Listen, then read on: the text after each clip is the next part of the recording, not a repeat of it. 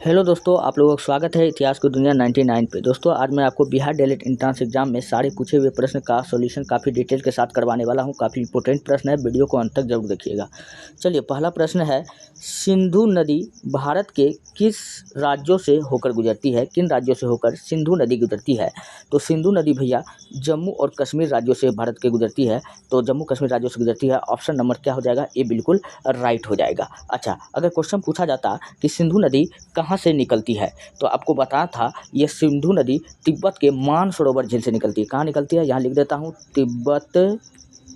तिब्बत के मानसरोवर झील से निकलती है।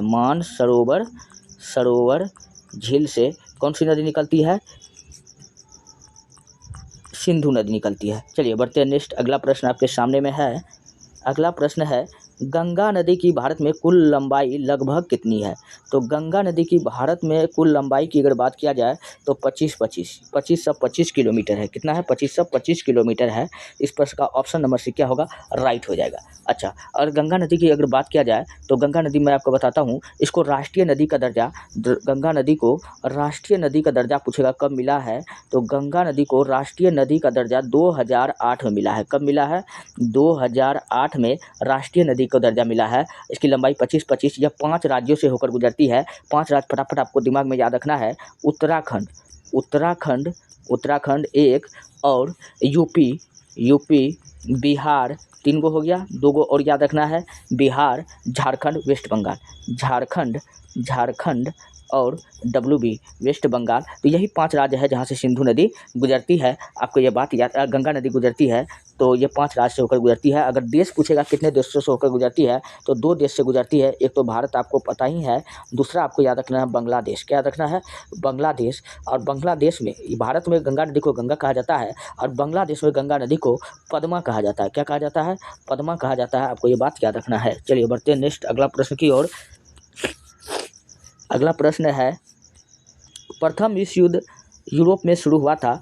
वैश्विक युद्ध था जो डैश शुरू हुआ था। प्रथम विश्व युद्ध पूछ रहा है कि कब शुरू हुआ था। तो प्रथम विश्व युद्ध शुरू हुआ था 28 अप्रैल 1914 से 1918 तक चला था। तो इस प्रश्न का ऑप्शन नंबर ए क्या होगा? बिल्कुल राइट हो जाएगा। अगर पूछ लेता कि प्रथम विश्व युद्ध में कितने देश ने भाग लिया था, कितना देश भाग लिया था, कितना देश अगर पूछता तो आपको क्या बताता बच्चों? तो फटाफट आप देख लीजिए, ट्रिक है इसका। 4 में से 1 घटा, 3 घटा दीजिएगा, 8 में से 1 घटा, 7 घटा दीजिएगा। तो प्रथम विश्व युद्ध में टोटल 37 देश भाग लिया था। कितना देश भाग लिया था? 37 युद्ध भाग लिया था। प्रथम विश्व युद्ध का कारण पूछता क्या था, तो आपको बताता ऑस्ट्रिया के राजकुमार आर्कड्यूक फर्डिनेंड की स्रेजुआ में हत्या। आपको ये बताना था। अच्छा, प्रथम विश्व युद्ध हो गया। द्वितीय विश्व युद्ध पूछे कब से कब तक चला था? द्वितीय विश्व युद्ध 1939 से 1945 तक चला था। सेकेंड वर्ल्ड वार चला था। आपको ये बात याद रखना है। तो सेकेंड वर्ल्ड वार चला था। इसमें पूछता कितना देश भाग लिया है, तो उसी प्रकार आपको 9 में से 3 को घटा देते 6 होता, और 5 में से 4 को घटाते तो 1 होता। तो 6 पर 1 61 हो गया। तो द्वितीय विश्व युद्ध में टोटल 61 देश ने भाग लिया था। कितना देश भाग लिया था? 61 देश भाग लिया था। चलिए बढ़ते हैं नेक्स्ट प्रश्न की ओर। अगला प्रश्न है, प्रथम विश्व युद्ध के मुख्य कारण क्या था? तो प्रथम विश्व युद्ध का भैया जो मुख्य कारण था क्या था? प्रथम विश्व युद्ध का जो मुख्य कारण था, ऑस्ट्रिया के राजकुमार आर्कड्यूक फर्डिनेंड स्रेजुआ में हत्या। किसका था? स्रेजुआ एक जगह पड़ता है, यहाँ पर इसकी हत्या हो गई थी। स्रेजुआ की राजधानी, स्रेजुआ एक देश है, इसकी राजधानी कहाँ पड़ती है? सर्बिया। इसकी राजधानी कहाँ है? तो सर्बिया में ऑस्ट्रिया के राजकुमार का क्या हो गया? हत्या, जिसके कारण से प्रथम विश्व युद्ध शुरू हो गया।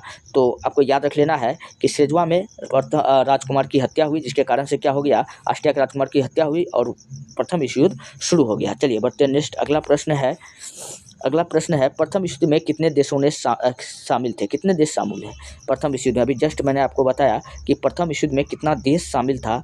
तो प्रथम विश्व युद्ध में आपको याद रख लेना है। फटाफट, इस प्रश्न का थोड़ा ऑप्शन में कंफ्यूजन लग रहा है, इसलिए मैं छोड़ देता हूँ। जिसमें दिक्कत है तो आपको मैं क्या ही बताऊँ, गलत नहीं बताना है। चलिए इसमें कल मैं आपको बता दूंगा। इसमें थोड़ा कंफ्यूजन लग रहा था। प्रथम विश्व युद्ध में सबसे ज़्यादा मौत किस देश में हुई थी? तो प्रथम विश्व युद्ध में सबसे ज़्यादा मौत जो हुआ था वो कहाँ हुआ था? तो रूस में हुआ था। कहाँ हुआ था? रूस में हुआ था। इस प्रश्न का ऑप्शन नंबर ख क्या हो जाएगा? बिल्कुल राइट हो जाएगा।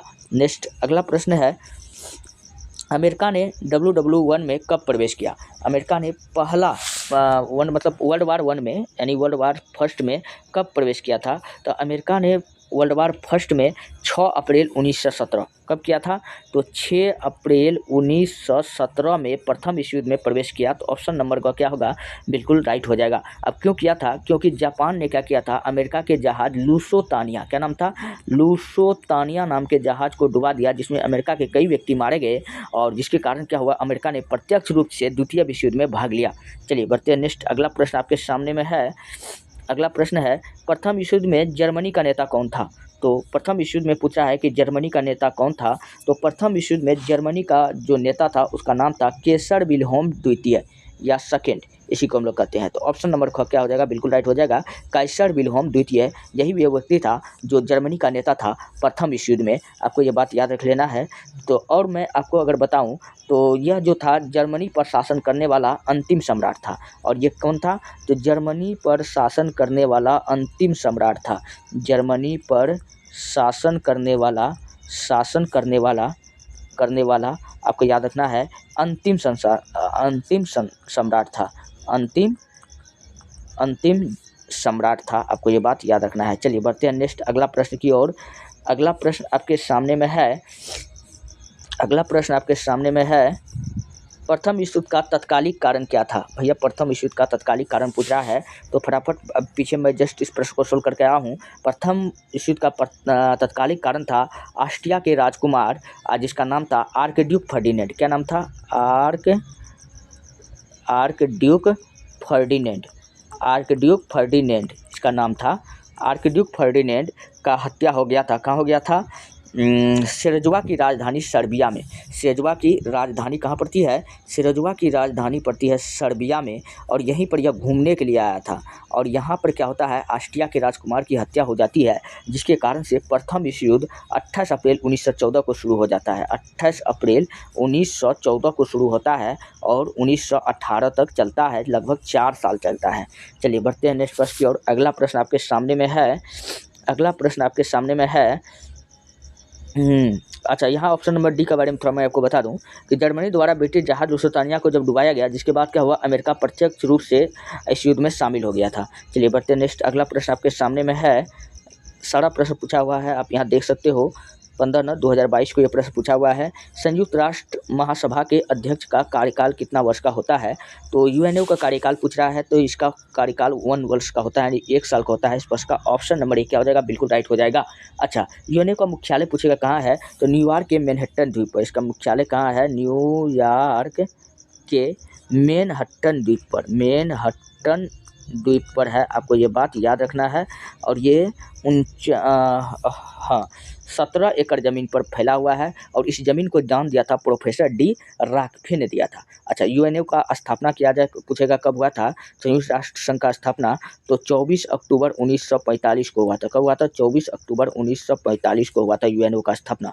और यूएनओ में पूछेगा टोटल कितना देश है? तो भैया यूएनओ में टोटल पहले था 192। कितना था? 192। अभी एगो बढ़ गया है, तो अब कितना हो गया है? 193। तो 193वां देश का नाम पूछ लेता है कि यूएनओ में शामिल होने वाला अंतिम 193वां देश, उसका क्या नाम था? तो आपको बताना दक्षिण सूडान। क्या बता देना है? दक्षिण सूडान जो देश है ये यूएनओ में शामिल होने वाला 193वां देश है। अच्छा, यूएनओ का कार्य क्या होता है?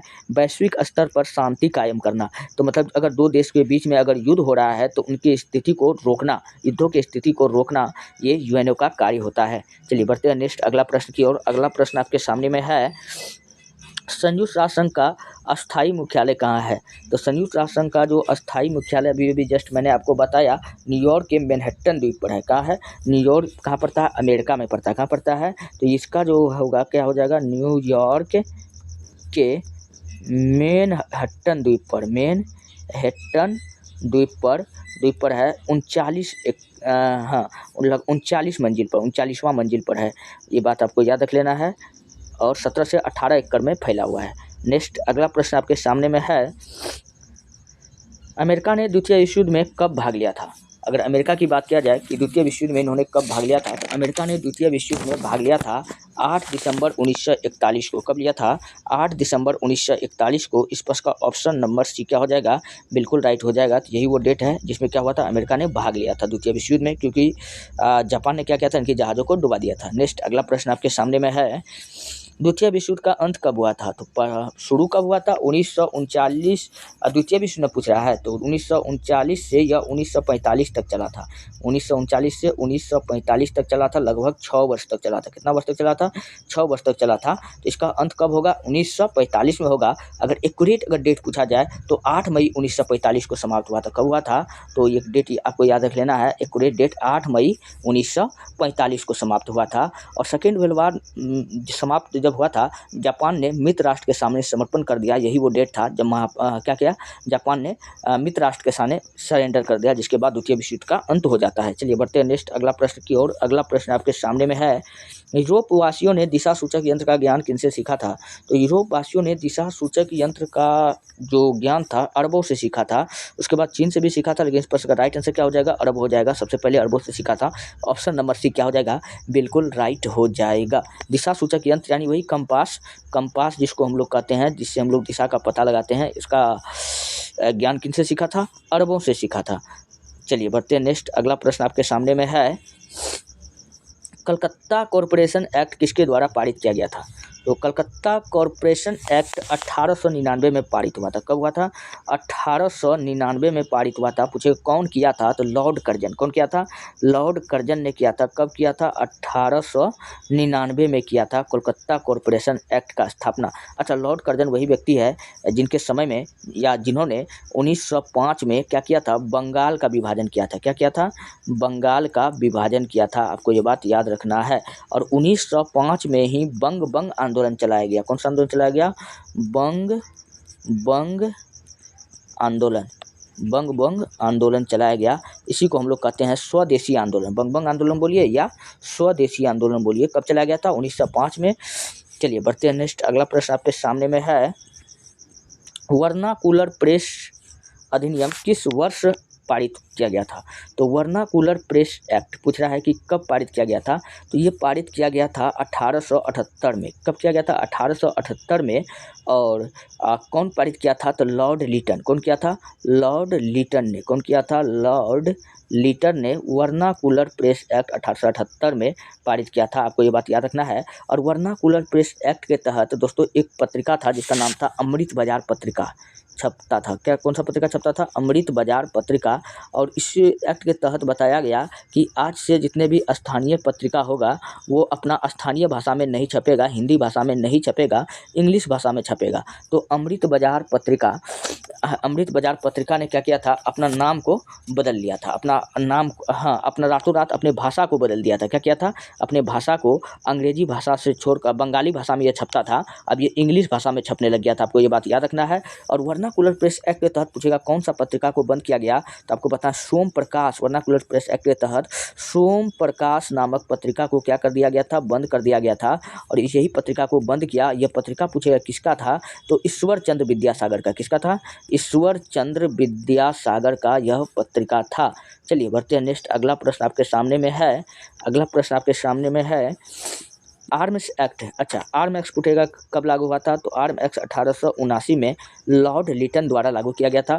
वर्नाकुलर प्रेस एक्ट अभी जस्ट बताए 1878 में लॉर्ड लिटन द्वारा। तो दोनों का आंसर क्या होगा? लॉर्ड लिटन होगा। ये 79 में है, ये 78 में, दोनों मिलता जुलता है, दोनों आपको याद रखना है। चलिए नेक्स्ट अगला प्रश्न आपके सामने में है, भारतीय राष्ट्रीय कांग्रेस की स्थापना के समय भारत का वाइसराय कौन था? जब भारतीय राष्ट्रीय कांग्रेस की स्थापना हुई तो स्थापना कब हुआ था? 28 दिसंबर 1885 को। कब हुआ था? 28 दिसंबर 1885 को भारतीय राष्ट्रीय कांग्रेस की स्थापना हुई। और उस समय भारत का जो वाइसराय था वो कौन था? तो लॉर्ड डफरिन था। इस प्रश्न का ऑप्शन नंबर बी क्या होगा? बिल्कुल राइट हो जाएगा। अच्छा, भारतीय राष्ट्रीय कांग्रेस के पहले अध्यक्ष पूछेगा कौन था? इसका जो पहले अध्यक्ष था, फर्स्ट अध्यक्ष आपको बताना है WC बनर्जी। क्या बताना है? WC बनर्जी भारतीय राष्ट्रीय कांग्रेस का प्रथम अध्यक्ष था। अच्छा, प्रथम महिला अध्यक्ष पूछ लेता। क्या पूछ लेता? महिला अध्यक्ष। तो एनी बेसेंट महिला अध्यक्ष। और पूछ लेता कौन था? तो एनी बेसेंट थी। कौन थी? एनी बेसेंट थी। अच्छा, भारतीय राष्ट्रीय कांग्रेस का प्रथम अगर पूछ लेता पारसी अध्यक्ष तो दादा भाई नेरोजी था। सबसे युवा अध्यक्ष पूछ लेता तो मौलाना अबुल कलाम आज़ाद था।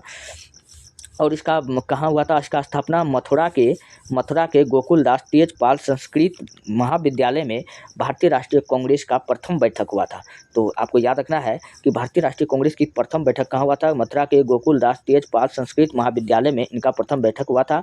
आपको ये बात याद रख लेना है। इसका संस्थापक महासचिव ए.ओ. ह्यूम था। कौन था? ए.ओ. ह्यूम, जो कहाँ का रहने वाला था? स्कॉटलैंड का यानी शिमला की रहने वाला था ए.ओ. ह्यूम। इसलिए ए.ओ. ह्यूम को हम लोग क्या कहते हैं? शिमला की संत कहते हैं। क्या कहते हैं? शिमला की संत। पूछेगा किसको कहते हैं? यानी हर्मिट ऑफ शिमला, इंग्लिश में इसी को कहते हैं हर्मिट ऑफ शिमला। तो शिमला की संत हम लोग ए.ओ. ह्यूम को कहते हैं। भारतीय सिविल सेवा से सेवानिवृत्त ब्रिटिश अधिकारी था। ये सिविल सेवा से सेवानिवृत्त ब्रिटिश अधिकारी था जो भारत आया था। और याद रखना है, कोलकाता के अधिवेशन में बेमेश चंद्र बनर्जी को भारतीय राष्ट्रीय कांग्रेस का प्रथम अध्यक्ष बनाया गया। आपको याद रखना है। जबकि इसका वायसराय कौन था? Lord Dufferin. अभी जस्ट बतेबे किए हैं। चलिए बढ़ते हैं नेक्स्ट। अगला प्रश्न है, भगत सिंह सुखदेव और राजगुरु 7 अक्टूबर 1930 को मौत की सज़ा सुनाई गई थी। हाँ, इनको जो सज़ा पूछे कब सुनाया गया था? 7 अक्टूबर 1930 को। लेकिन दोस्तों, इनको अगर फांसी का बात पूछ लिया जाए कि तीनों को फांसी कब दिया गया था, तो 23 मार्च 1931 को इन तीनों को फांसी दिया गया था। आपको ये बात याद रख लेना है। और 8 अप्रैल 1929 को, अच्छा, फांसी क्यों दिया गया था? आपको याद रखना है कि जेपी सैंडर्स के हत्या का आरोप लगाकर इनको फांसी का सज़ा दिया गया था। भगत सिंह ने स्वतंत्रता सेनानी बटुकेश्वर दत्त, जो इनका क्या था? दोस्त था, ये दोनों मिल करके दिल्ली में केंद्रीय विधानसभा के अंदर बम फेंका था। जब बम फेंका था तो अंग्रेज़ों ने पूछा कि क्या तुमने बम फेंका? तो भगत सिंह ने कहा कि हाँ, हमने बम फेंका। अंग्रेज़ बहरे होते हैं, उनको सुनाई देने के लिए शोरगुल की आवश्यकता होती है। पूछेगा यह कथन किसका है? अंग्रेज़ बहरा होता है, उनको सुनाई देने के लिए शोरगुल की आवश्यकता होती है। तब आपको क्या बताना है? भगत सिंह आपका राइट आंसर बताना है। चलिए बढ़ते हैं नेक्स्ट। अगला प्रश्न आपके सामने में है, 1928 में सैंडर्स की हत्या का आरोपी कौन था? तो 1928 में जेपी सैंडर्स की हत्या का 1928 यानी ये उस समय की बात है जिस समय साइमन कमीशन भारत आया था। कौन आया था? साइमन कमीशन भारत आया था 1928 में। कब आया था? साइमन कमीशन 1928 में भारत आया था। और इसकी हत्या का आरोपी किसको बताया गया था? भगत सिंह को बताया गया था। जिसके बाद भगत सिंह को 23 मार्च को क्या कर दिया गया? 23 मार्च 1931 को इनके साथ दो और दोस्त था, भगत सिंह, राजगुरु और सुखदेव, तीनों को क्या कर दिया गया? फांसी दिया गया। अच्छा, अरविंद घोष के बारे में आपको याद रख लेना है। अरविंद घोष, इसका पत्रिका याद रख लेना, किताब याद रख लेना है। इसका सावित्री पूछेगा किसकी पत्रिका है, तो आपको क्या बताना है? अरविंद घोष का कर्मयोगी, सावित्री, कर्मयोगी और लाइफ डिवाइन ये पत्रिका किसका है? ये पुस्तक किसका है? तो अरविंद घोष का है। चलिए बढ़ते हैं नेक्स्ट। अगला प्रश्न आपके सामने में है, लाला लाजपत राय पंजाब केसरी भी कहते हैं। अच्छा, लाला लाजपत राय को हम लोग किस नाम से जानते हैं? पंजाब केसरी के नाम से जानते हैं। यह बाल लाल पाल में एक थे। अच्छा, बाल लाल पाल कौन था? यह कांग्रेस के गरम दल का लोग था, जिसको हम लोग लाल बाल पाल के नाम से जानते हैं। बाल से याद रखना, BGT, बाल गंगाधर तिलक। बाल से 3 आदमी का समूह था, तिगड़ी था यह, BGT, बाल गंगाधर तिलक। लाल से लाला लाजपत राय, अब पाल से याद रखना बिपिन चंद्र पाल। क्या नाम था? बिपिन चंद्र पाल। लाल पाल में ये भी क्वेश्चन पूछा गया कि कौन शामिल था, तो ये तीनों का नाम देखना है, BGT, बाल गंगाधर तिलक और बिपिन चंद्र पाल और लाला लाजपत राय, यही तीनों था लाल बाल पाल में। और 30 अक्टूबर 1928 को लाहौर के साइमन कमीशन वापस जाओ का नारा और इन पर लाठी चार्ज हुआ, जिसके बाद में 17 दिसंबर को लाला की मृत्यु हो जाती है। 17 दिसंबर 1928 को ब्रिटिश पुलिस अफसर सैंडर्स को गोली से उड़ाया गया था। और जब इनकी मृत्यु हो जाती है तो लाला लाजपत राय का अंतिम कथन था, मेरे सिर पर पड़े हर एक लाठी का हिसाब होगा, जो अंग्रेजों को कील की तरह चुभेगी और लाश की पेटी तक ले जाएगा। पूछेगा कि यह कथन किसका है? तो लाला लाजपत राय का है। चलिए बढ़ते हैं नेक्स्ट अगले प्रश्न की ओर। अगला प्रश्न है, लाला लाजपत राय की मृत्यु निम्नलिखित में से किस घटना से संबंधित है? तो लाला लाजपत राय की मृत्यु जो है वो साइमन कमीशन की घटना से संबंधित है। साइमन कमीशन पूछेगा इनका गठन कब हुआ था? गठन का बात किया जाए तो 1927 में। कब हुआ था? 1927 में हुआ था। लेकिन पूछ लेता कि भारत कब आया साइमन कमीशन, तो भारत इनका जो आगमन हुआ था 1 साल बाद 1928 में आया। कब आया? 1928 ईस्वी में साइमन कमीशन भारत आया। और साइमन कमीशन पूछे कितना लोग था? 7 सदस्य था। कितना था? 7 सदस्य था। और इसमें एक भी भारतीय नहीं था, जिसके कारण इसका क्या किया गया? विरोध किया गया। इसका विरोध करते वक्त पंजाब में लाला लाजपत राय पर पड़ी लाठी चार्ज किया जेपी सैंडर्स ने, जिनके बाद इनकी मृत्यु हो जाती है। चलिए ये रहा आज के इतना ही प्रश्न को हम छोड़ता हूँ।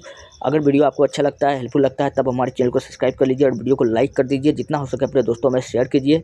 और मैं रोज़ आपके लिए काफ़ी शानदार जानदार प्रश्न लेकर के आते रहता हूँ। मिलते हैं नेक्स्ट वीडियो में। धन्यवाद। अच्छा, अगर आपको वीडियो अच्छा लगता है, हेल्पफुल लगता है, तब आप हमारे चैनल को सब्सक्राइब कीजिए। और रोज़ क्लास का PDF मैं आपको बता दूँ कि ITIHASKIDUNIYA99 इतिहास की दुनिया 99 पर अपलोड हो जाता है। नहीं तो वीडियो के डिस्क्रिप्शन में पड़ा होता है, लिंक क्लिक कीजिए, PDF लीजिए। मिलते हैं नेक्स्ट वीडियो में।